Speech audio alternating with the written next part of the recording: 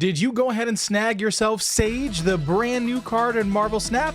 Because if you did and you don't know where to play her, this is the video for you. Let's look at 5 different unique decks that you can start playing Sage in today. Sage is a 3/0 with an on-reveal effect that she gets +2 power for each different power among all other cards here. Now, what does that mean? Let's break it down real quick. So if we look at this example here, Sage got +2 power for each unique power at that same location. For the 0 power Ironheart, for the -1 power Green Goblin, for the 3 power that we have on both of the Infinity Stones over on the opponent's side, and then for the 2 power Beast, the -3 power Hood, and for the 6 power Demon. That's where we get the +12. Those are the 6 different procs that got her up to 12. Now, Sage being a 3-cost card, Silver Surfer comes to mind, 0 power, Mr. Negative comes to mind. I got options for all of it, 5 of them specifically. And let's get into the list that you can snag from the description below. Roll that tape.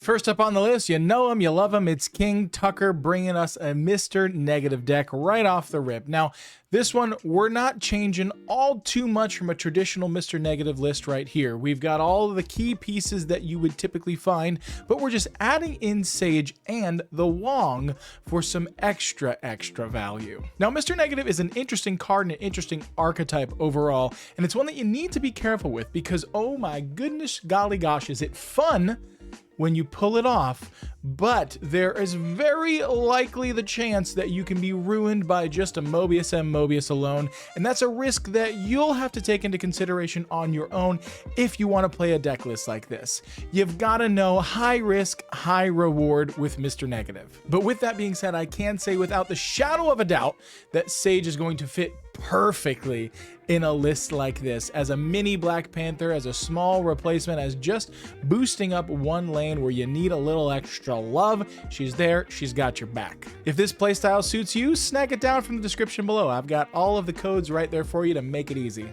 Keeping right along with a Mr. Negative theme, we've got a Negative Surfer list for you. Sage is just chef's kiss for a Negative Surfer option here. Now, there is not a single card in this list, aside from Ravonna, that doesn't benefit from being flipped by Mr. Negative, and I think that's just amazing. Not only does this deck have the option to put out some massive power from a flipped Iron Man or Silver Surfer doing work all over the place, the Grandmaster re-triggering the Sage or the Wolfsbane or the Ironheart, what have you. We've also got the tech options still built in with the Rogue and the Red Guardian, and having tech in a deck is huge. We're also throwing in Psylocke as an additional way to cheat out the Mr. Negative a turn early. If we don't have Ravonna down on 2, we can hopefully Psylocke on 2, and then we have that great option there. And even if we don't manage to hit the Mr. Negative on time, there still are enough options in here between Brood, Surfer, Grandmaster, etc. to still put out meaningful numbers and get some wins. And the best way that a Mr. Negative deck works is when he is not your only win condition. And I think this build achieves that very well. So if you like Mr. Negative, you like Silver Surfer, you like creative playlines and options where you have multiple winning lines, this one could be for you. We're going to just keep going on tangents here. We went from a traditional Mr. Negative to a Negative Surfer, now to a Sera Surfer by Owiiiii. And this one, again, it just has options, it just has answers, it has control, it has clog elements, it has ways to put out big amounts of power. We even have location and control in here with the Nocturne. I mean, what's not to love? Now, I'll be honest, this is probably one of the first ones that I'm going to take out personally because the Sera options for me are just the most fun. I like a little bit of wait and see, a little bit of just fully prepping all of your turns and then exploding on turn 6, doing what you need to do where you need to do it. I really like the inclusion of Goose in this list because there's only 2 cards that don't fit under Goose, and that's Wong and Sera. But I mean, you can just Goose, Brood, and leave it there. We'll send it through the roof later. It is also really fun to see Wolfsbane popping up a bit more because that's a card that's been kind of under the radar for a while, but the synergy with Ravonna Renslayer is fantastic because now Ravonna's going to discount Ironheart, Sage, and Wolfsbane, and then on top of that, if you do Sera later, the wait and see tactic, even if you've got those cheap cards in your hand, you can just hang on to them because they're all going to be one cost if you have Ravonna and Sera down. Send it through the roof on turn 6. You're gonna be fine. Now, one last thing before we move on to the next list. If you are missing White Widow, if you're missing Nocturne, those are replaceable cards. You can definitely slot in some other tech to your preference to replace those. If you don't have Nocturne, but maybe you've got Red Guardian, maybe you've got Rogue. Most people have Rogue. You can slot something in there. If you don't have White Widow, we can find another option for you. Those are not necessary components, but they do fill out this particular package pretty well if you do have access to all these cards. But this is a great shell for you just to take, modify as you need to for your current collection, and go out there and have some fun.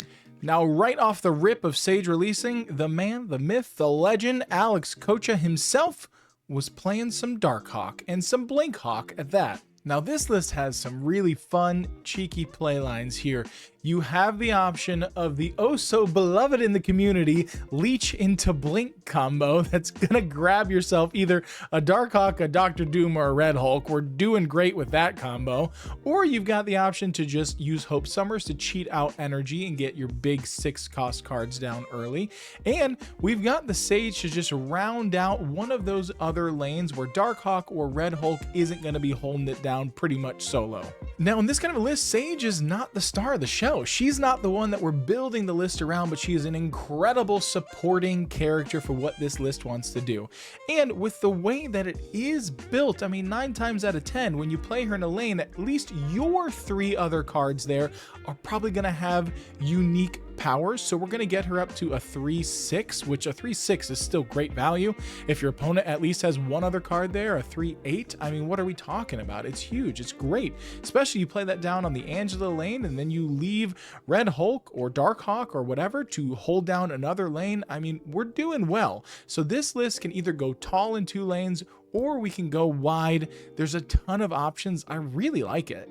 But I will say, when it comes to season pass cards, Hope and Blink are probably 2 of the best season pass cards we've seen in a while, and if you didn't snag them, it might be worth saving up some tokens to grab them in the future. But I have a feeling with Sage, Darkhawk may see a bit more play. I can't say I'm terribly mad about it. And last but certainly not least, to round off this week's scouting report, we have a bounce list by the one and only Dera. Now, I think Bast just got a new best friend in Sage. The value is insane of Bast in a list like this. Also, peep the Havoc. Havoc hasn't seen a lot of play, but in bounce, we don't always need all of this extra energy. We're also running Hope Summers, so we can gather some extra energy early too.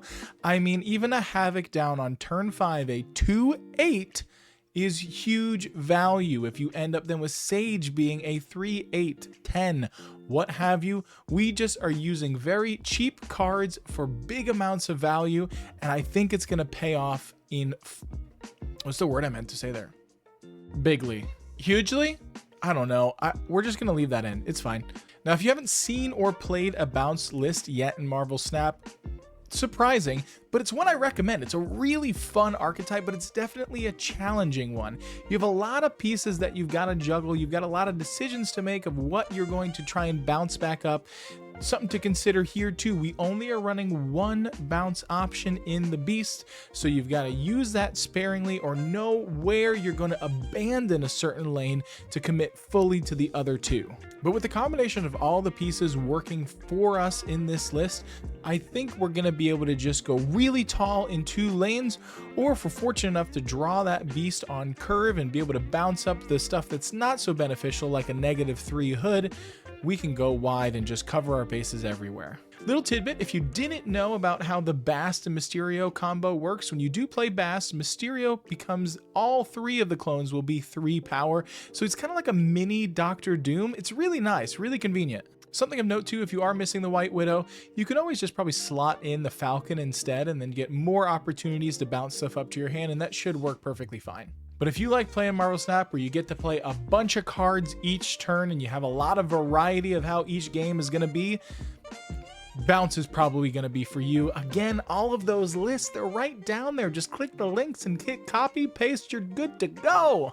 Ladies and gents, gals and pals, there you have it. 5 lists in 10 minutes for you to start playing Sage with some great options today. I appreciate your time. We were nice, short, and sweet and efficient with it today. And if you made it through to the end, as always, I appreciate you. I love you. Hopefully, I'll see you over on my Twitch streams Monday, Wednesday, Friday, and for next week's scouting report. Peace out.